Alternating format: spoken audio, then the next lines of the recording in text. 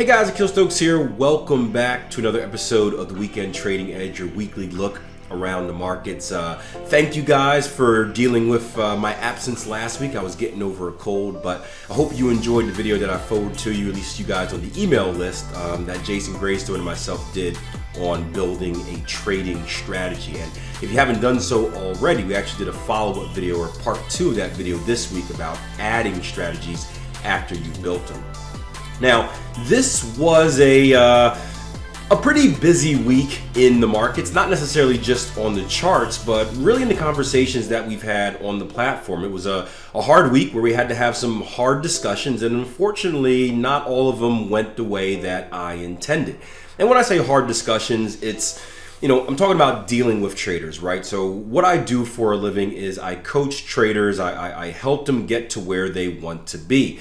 I can only help so much, right? I've been doing this for a very long time. I understand that I can give you as much advice, I can give you as much guidance, I can push you in all the right directions, tell you all the right things, but at the end of the day, whether or not you become successful is going to be up to you and how much you accept it and how much action you take on it. And we had an instance this week where, unfortunately, a trader just didn't want to hear it, and they're probably going to continue to struggle.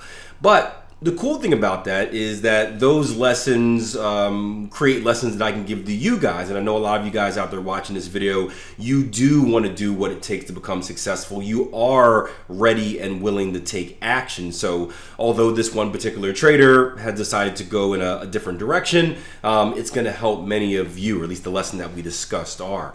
And one of the, I guess it all comes back down to this, right? There is a very simple formula to success. Now, it's simple at the base version, then it kind of sprouts off. You have little tentacles that go into like little micro things you have to do in order to fulfill this formula. But it's consistent analysis plus consistent execution equal consistent results. Meaning if you analyze the markets consistently and you execute the markets consistently, you will get consistent results. Now again, what are consistent results? Well, if you're doing stuff the wrong way, you can get consistent negative results. If you're doing stuff the right way, you can get consistent positive results. That's where all the little intricacies kind of take their stance. But I want to dig a little bit deeper into those two parts, consistent analysis and consistent execution, because I think it's important that you hear what they are. So let's start with consistent analysis, right? Consistent analysis means a few things. It means overall looking at the market the same way. But what does looking at the market the same way actually mean? Well, it starts with what markets are you looking at, right? Are you focused on a single market, the stock market only, the currency market only, or are you bouncing around from place to place? I spoke with a trader on social media this week, by the way. Follow me on there if you get the chance. Also, don't, feel free to reach out. I do answer all the questions you guys ask, so don't be shy. But I spoke with a trader on social media this week after a tweet I put out that said basically, hey, can someone unpause the markets? They're pretty slow. I'd love to see some action so we can have some opportunity. Of course, just playing around and whatnot. But the trader responded basically saying, hey, I don't see any action in this market, so I'm going to go to this market. Oh, I didn't see any action in that market either, so I'm going to go over to this crypto market and try to find some action over there. And finding action is never a good thing, right? The action comes, we can take advantage of it, but we don't want to go looking for it.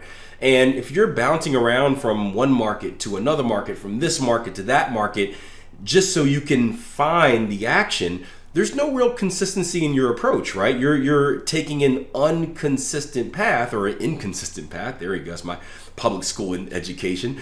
Believe it or not, this guy has 2 degrees somehow. But if you're taking an inconsistent path like that, there's going to be no consistency in how you analyze the market or what you look at. So it's important to either focus on a single market or at least have some type of process that tells you when you look at this market or when you look at that market or when you look at that market, but you're doing it consistently. Because if not, you're going to miss opportunities and take bad opportunities and all that fun stuff. Within those markets, right, you need to have consistency in what assets are you looking at within those markets, and if you're in, let's say, Forex specifically, it's a portfolio of pairs. Hey, what portfolio of pairs am I looking at? What cryptocurrencies do I always look at? What stocks or what sector do I always look at, right? I think that's going to be very important to have that consistency.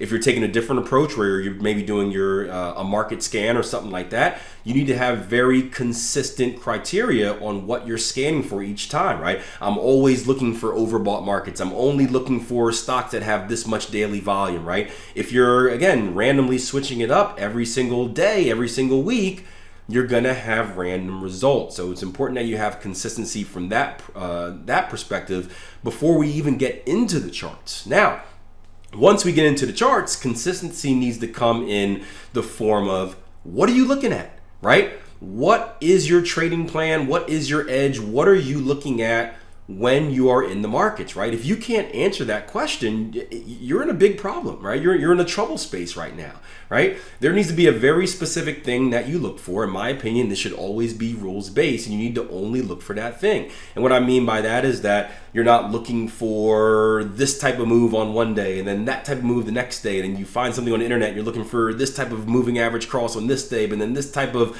oscillator oversold, overbought something on this day, right? You need to have a consistent approach, right? You always look for A, B, C, D to take things one step deeper, right? In that consistent approach, there needs to be a consistent process to keep you consistent in that approach, right? You should make this into a little drinking game and, take a shot every time I say consistent, right? Some of you guys are probably not watching the video right now if that were the case, but there needs to be that consistent approach as well, right? So for example, at Tier 1 Trading, we have an approach called IPDE, Identify, Predict, Decide, Execute, where we always look at the markets the same way. We identify what we're looking for or what we see. We make a prediction based off that identification. We then decide, right, go to our trading plan. Is this something I could take advantage of? And then finally, we execute the order. If you want to be more specific, for you guys that are familiar with the CTS system, Combined Technical Scoring System, right, we market that as a strategy, and we have a course for it saying it's a strategy, but it's really an approach. It tells you that, I guess I should take a step back. The Combined Technical Scoring System is taking different elements of technical analysis and basically quantifying it so that you assign each thing a score, and then you base your decisions based off of your score, right? And what it does is it makes sure you're looking for the same thing. So every time you're looking in the market, you're looking for this and this and this and this. You're not one day looking for this and one day looking for that. Again, it's all about consistency, right? All about consistency in that approach. And the problem that we had with the trader this week on the platform was that he was doing a good job of a lot of these things, I guess or assume, but the problem was he didn't have a reason for entry. And the conversation came down to, how do you enter a trade? Once you analyze the market, or once you choose your markets, once you analyze the market, once you find your opportunity, how are you going to take the trade? And he didn't have an answer. And it was the one step that I said, hey, I think you're doing a lot of good things, but you need to clean up this part of the process where you need to have a consistent way to get involved in a trade, because if not, all that analysis is going to be pointless if you're just kind of entering on gut feel every single time. There's no consistency in that execution. So that's the first part of the formula, consistent analysis. Consistent execution, which I guess I kind of just talked about, so I should have saved that for later, but these aren't scripted. I just turn the mic on and rant. So consistent execution is, so not just, I should say, having a consistent way to get into the trade. That's important, but more so it's the ability to take the trade. And I like consistent execution as more of a trading psychology type of deal, right? We all know that once those emotions start stirring up, right, we start making impulsive moves, right? When the markets are slow, we start feeling the need to be into a trade. So we start looking elsewhere. We start taking things before we get the signal. Maybe we had a streak of 2 losses before this next trade and we're a little bit scared. Maybe we start skipping out on perfectly good grade A trades because we're a little bit nervous due to that recency bias, right? Consistent execution is putting those emotions aside, right? And consistently taking what we need to take. So after we do our consistent analysis, waiting for the market to give us exactly what we need, and then being willing to execute the order, and of course don't sabotage ourselves on the back end, like moving stops, early target taking, all that fun stuff. And again, this goes back to the previous lesson where it's like, hey, if we want to control the best way to control our emotions is to put ourselves in a comfortable state, right? Emotions typically stir up when we're in like a distressed type of state, when we're kind of all riled up, we don't really know what we're doing, we're not really confident, and then that's when we make mistakes. If you are someone that has a trading plan, a rules-based trading plan that is testable, verifiable, repeatable, and you've taken that testing or that trading plan, you've taken it through the testing process, you have all your numbers, you know your stats, you know exactly what you're doing, you've practiced enough to make sure that you can actually execute it the way you're supposed to execute it, you're going to have a lot of belief and a lot of confidence in what you're doing. So when it comes time to seeing it on the chart, your heart's not going to be pumping a million miles per hour. It's going to be slowed down because that repetition has allowed you to be calm and collect, right? It's going to be a little bit scary as a newer trader. That's just, it's going to happen, right? We get that feeling. But as you get more experience in the market and as you get more consistent, that heartbeat slows down and just becomes a very minimal step in the process. However, if you don't have a rules-based way of trading, if you haven't done any testing, if you don't have a belief or confidence in what you're doing, and you don't have a consistent approach to how you're getting into the trade, basically all of your trades are going to be emotional-based trades, right? How else can you justify why you're getting in if it's not emotional-based, right? You don't want to get in too late, so I got to enter now. I don't want to get in too early, so I'm going to wait. I think it's going to do this. I feel like it's going to do that, right? We're basically operating off of greed or fear. I'm greedy, I got to get in. FOMO, fear of missing out. I don't want to miss it, or I got to get out early, right? If we don't have a consistent way of executing our trades, we are going to make emotional trades every single time. And I don't think I need to tell you how emotional trades will pan out in the long run. So again, lots of valuable lessons. For you guys that are in the live room, you know exactly what I'm talking about. If you weren't in there, make sure you check out the recording. I think it was Wednesdays and Thursdays episode, because Wednesday we thought we made a breakthrough, and then Thursday we kind of went back, the first half of Thursday was pretty intense.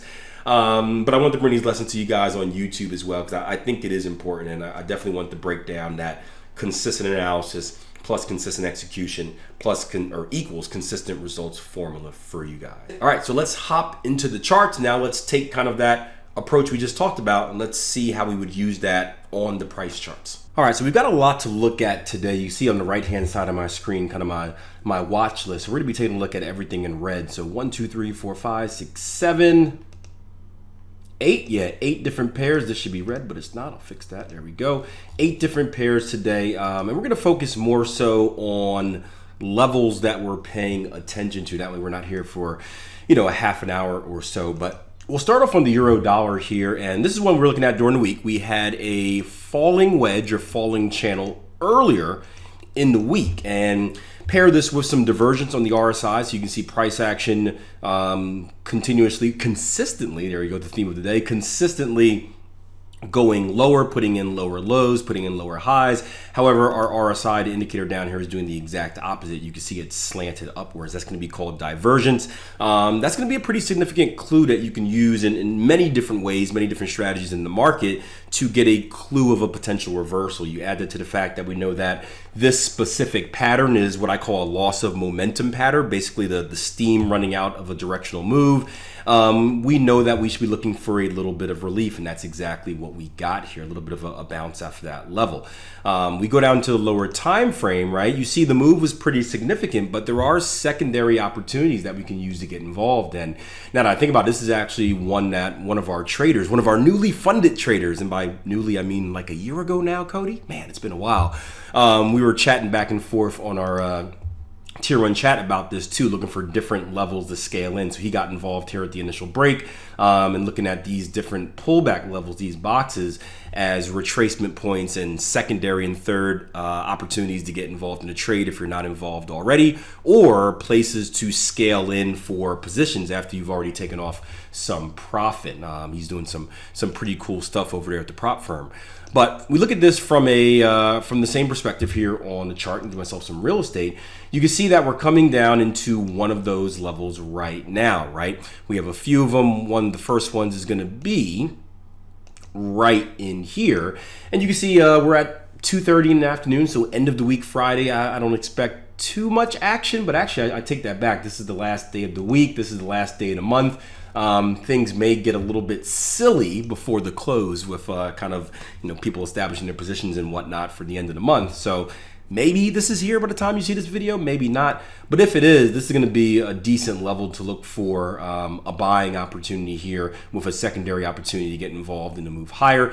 This is also a perfect example for you guys on the platform, a chance for you to use your Fibonacci inversion. So there's no way we can use an extension here, right? We can use the Fibonacci retracement from our most recent swing low to swing high and get some confluence there for 3D2. We can't really use an extension, but because we just violated this leg right here, we can actually take our Fibonacci extension tool from swing high to swing low backwards and back up. And you can see there's a 1, it's red, so it's hard to see, but there's a 1618 Fibonacci extension in there at the same level as that 3D2. So certainly a good place to look for a position add or to establish a position, but again, consistent execution. This is where you need to wait for your entry reason. So now that you've done your analysis, now that you've ID'd what you're looking for, what do you need to get involved? Do you need a higher high, higher close? Do you need a doji candle? Do you need a double bottom of 2618, right? This is now where you're waiting, and if the market gives you that reason, you get involved, and if it doesn't, you wait and you find the next opportunity. Speaking of next opportunities, the next one we're going to look at is going to be here on the pound dollar. And this isn't a grade A opportunity, and the reason for that is that we did not, well, after rallying up on this pretty significant bullish move here, we came to a halt at our most recent level of structure. Now, when we go through that IPDE process, we identify what price action is done, and based off what price action is done, we make a prediction. And we've held previous structure, so I can't make the longer term prediction that we're likely to continue higher until we break that, until we violate, that current level of structure. So what I would anticipate here is a little bit of relief. You can see we have an engulfing candle here on Friday already, and maybe a little bit of consolidation before the market makes up its mind on if it wants to go higher, if it wants to stay here, what it wants to do. And as we go down to the lower time frame, especially with types of consolidation, I'm looking for structure-based trades. So I'm asking myself, if we're going to continue lower, where is price action likely to go lower to? And I see a beautiful level right here. If you guys know me, you know I love the wicks. We have an inside joke in the live room. I call them legs. They call me a leg guy. But anyway, keep this PG. This is a nice level right here to look for price action to run into. And if price action can come to this level and hold, I think this is a pretty decent level to look for a short-term pop. Again, there's nothing here that makes me want to anticipate we're going to continue higher and violate these highs. Maybe if you're an aggressive head and shoulders trader, this can be your entry reason, and you can do something like this where you look for an entry down here, stops below that low. Let's pop back up to the daily, and you shoot for a really big risk reward up to our previous level of structure.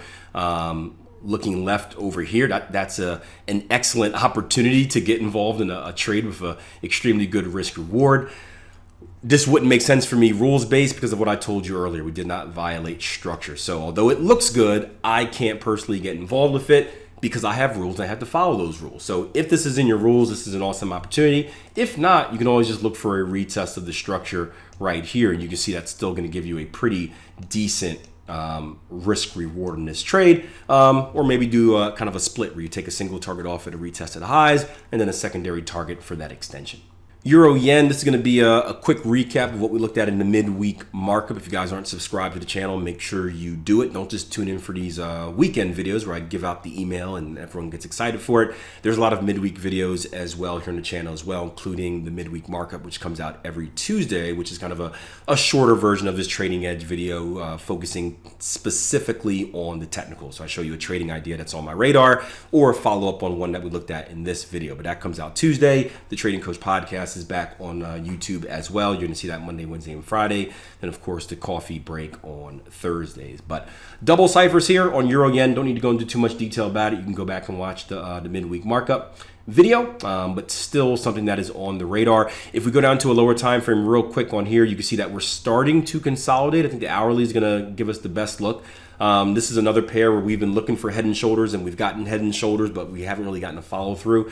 And you can notice that recently, what we've done is this. If I can find kind of the right marker here, where's that big arrow at? There we go, right?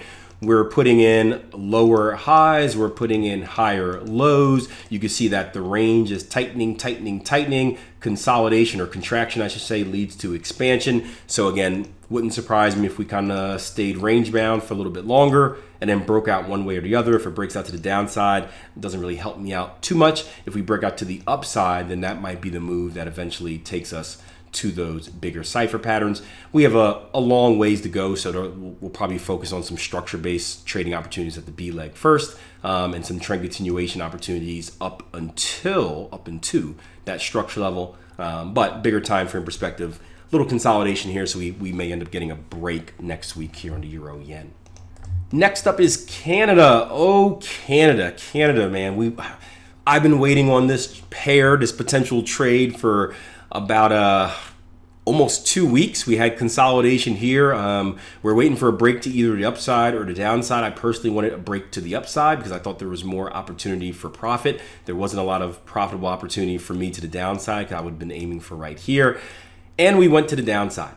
Now, the cool part about that is this is why we analyze the markets, and I don't think there's a difference between analyzing it as a trend trader or a counter trend trader or this or that. I just believe in, analyze the market consistently, and if you analyze the market consistently, you'll find opportunities that pop out to you no matter what direction you're looking to get involved. So the same type of analysis that I did for someone that was looking short in the live room is the same type of analysis that I would use for myself getting long, and that's what we did late this week. You can see price action rally down to this lower level of structure. This was a target area for many of our live room members. This was also an entry level for me here in a counter trend structured trade. So you can see we came down to the structure trade. We put in a nice higher high, higher close for you guys that were in the live room on Wednesday.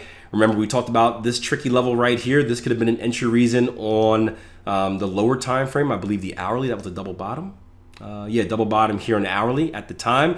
And we talked about waiting for the better entry, right? Waiting for really price action to test the lower range of that structure. And that's what we did. Nice higher high, higher high, higher close.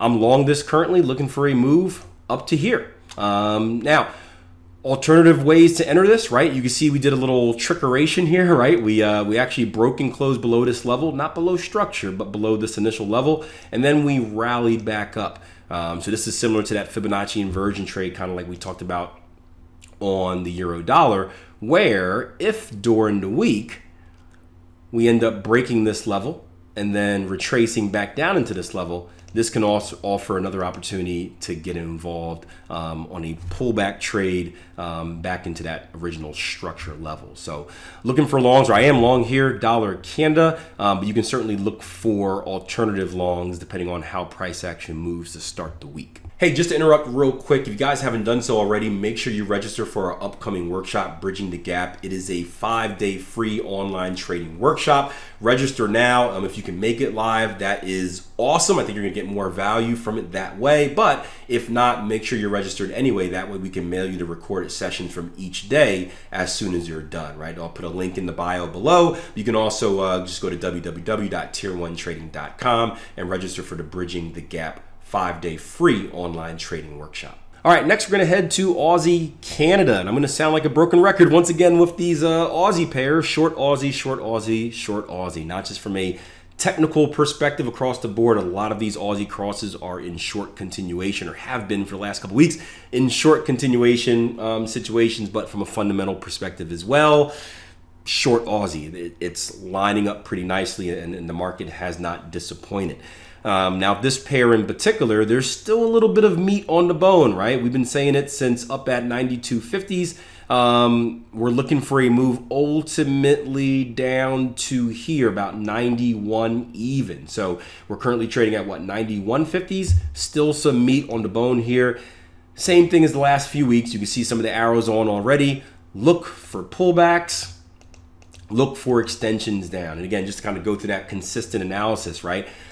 It seems boring, it sounds boring to come in and say the same thing where it's like, oh, structure was violated, look for pullback, look for shorts. Oh, structure is violated, look for pullbacks, look to shorts. It is boring. but it's also consistent. Again, this isn't going to be one of those YouTube channels, if you guys are new, where I'm going to come in each and every week and be like, brand new strategy, brand new this, brand new that, right? A lot of people are doing that just to get views. I'm not a YouTuber, right? I'm a trader that does YouTube videos, right? If these videos are boring, if you're kind of already in your head, oh, Keel's going to say this before I do it, then that's perfect, right? Because you'll see that my analysis is consistent each and every week, and it doesn't have to be anything fancy, right? As long as we're in that same setup, right? Overall, we haven't reached that final destination, right? So we're just looking for different opportunities to attack the same type of move, and that's what I mean by consistent analysis. You don't have to look for anything special, right? Do your overall analysis, take your notes, write down your key levels, and until price action gets to those key levels, attack, attack, attack. And by attack, I mean wait for your opportunity, wait for your opportunity, wait for your opportunity. And then once price action does get to that key level, kind of like dollar Canada, boom, that's when the analysis shifts. That's when the identify becomes something different. That means the P, the prediction, becomes something different. And that's when you start game planning your next potential move, if there is one. So same thing here on Aussie Canada, right? 91 even is where we're looking for price action to go. Wait for pullback, get short until we get to 91, and then we can reevaluate from there.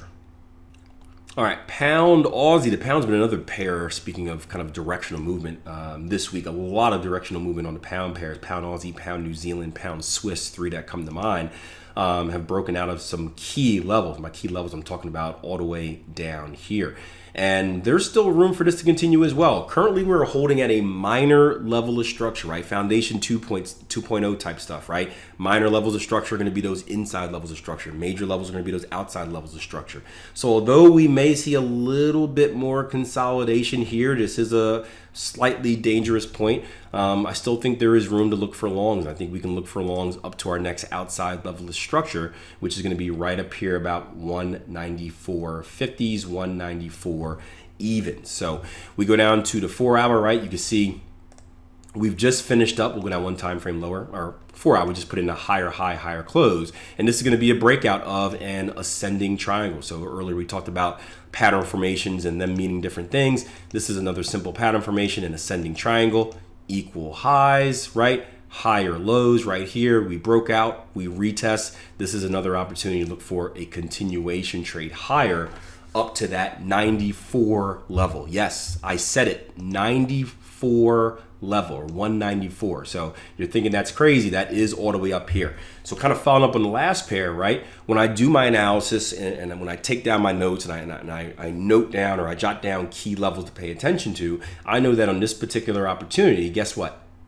This is my range, right? I am in bullish continuation mode as long as we're in that range. Now, I don't know what the future holds, but I know that I'm going to be looking for longs until we get to this ultimate destination, 94s. And once we get to 94s, then I'm going to reevaluate the market and I'll make some new decisions. But my only job, right, is to come in, look at this chart, and then look for opportunities. So as price action ebbs and flows and ebbs and flows and ebbs and flows and ebbs and flows, right, each of these pullbacks, right, these are opportunities for me to get involved in trades. Now, why are the pullbacks opportunities for me to get involved in trades? That's just my personal trading style. I'm a pullback trader. If you're a breakout trader, it may be the exact opposite. So if you're a breakout trader, instead of looking for that pullback, each time we break out, opportunity. Each time we break out, opportunity. Each time we break out, opportunity. Again, it doesn't matter what you are, but you need to be consistent in doing it.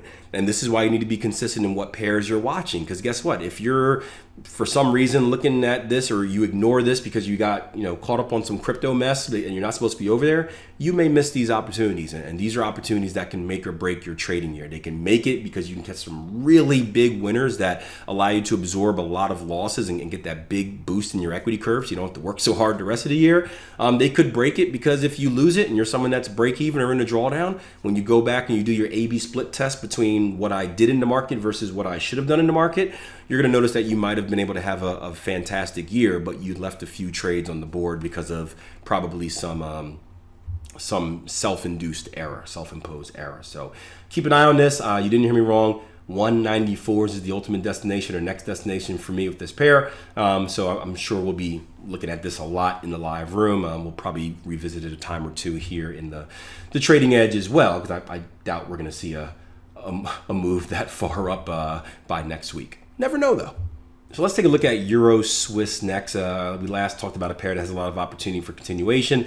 Let's talk about another structure-based trade, right? The continuation move, the downward move, in my opinion, is over, right? We've had a nice downward move here, and now we've come into a lower level of structure. This is where it's time to start looking for some structure-based trades, very similar to dollar Canada. Now, this may be a little bit tricky, right? I think this level right here is going to be a little bit more important. So stop loss wise, you're probably gonna have a rough stop loss on here, but I do think we can see some relief at this level.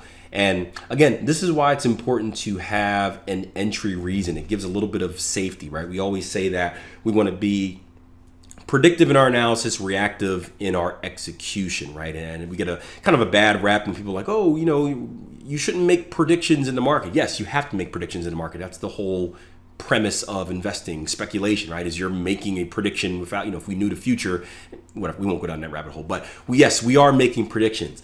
The thing is, we're not reacting right off of our predictions. So we're not seeing this and saying, hey, price is at structure, I'm just gonna buy right away, right? For someone that doesn't have a trading plan with rules of engagement and rules on how to enter a trade, you're gonna be in that situation. And that situation, again, is gonna be all emotional. What we wanna do is we wanna make a prediction. Now, I wanna wait for my specific reason for entry. And I chose my specific reason for entry because it's something that gives me an edge. It's something that I've tested. It's something that has proven to basically tell me when this happens, or if this happens, then there's a better likelihood that price is likely to do what I think it's going to do versus what I don't think it's going to do, or what I don't want it to do. So when price gets to these levels, right, we don't just buy it right here unless you're super aggressive, and that is doable, just not my cup of tea for most things. But you wait for your reason for entry. So just like with Canada, you wait for maybe a higher high, higher close, right? Maybe we end the week right here with an inside bar, right, on the 4 hour. And then maybe your entry reason is a higher high, higher close, where you need price action to do that before you can enter. Maybe you enter the week with an inside bar breakout where you set a buy stop order right above the highs of this inside bar. And if price pushes up, then boom, you're filled on that breakout, right? Again, plenty of ways to do it. Doesn't really matter what you're doing, as long as you're consistent with how you're doing it. I got a little bit of a pattern interrupt. My phone is ringing. I got this banker who is the most, yeah, he's, my response to him is sorry, we're going to be using someone else. So I'm in my head, I'm already thinking about how I'm going to yell at him, but sorry about that. But yeah, have a consistent way of executing your trades. That is going to do wonders for your trading. That is going to allow you to complete that formula. Consistent analysis plus consistent execution equals consistent results. See you next week.